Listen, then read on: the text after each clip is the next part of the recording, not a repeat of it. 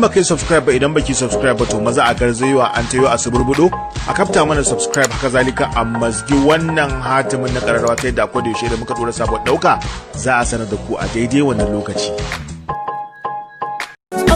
Kware a soyayya ka sace zuciyarka, gashi kuna gani tana kallon ka kallo irin na tsafta. Lallai yau na shaida kuwa kai ne ka zama uban gidanta.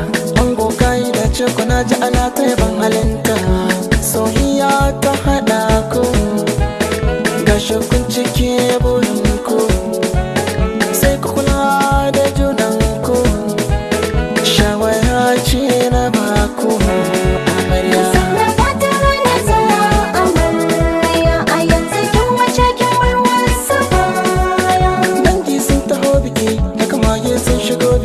Da abokai sun shigo biki don murnar gidan biki, taro ya yi taro, wasu a saye wasu a kujeru.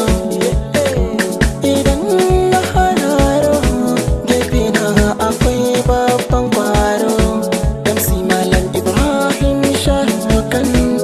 Ga amarya na ganki amarya, dai na koka gidan bikin kina kin ji amarya.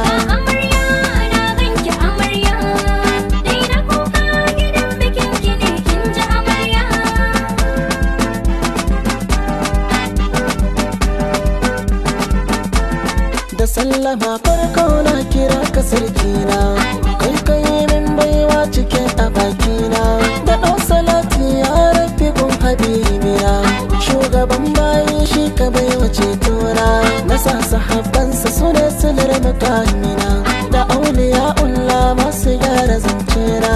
Ga amaryar next level amarya, a next level ne a wurin amarya mai girma.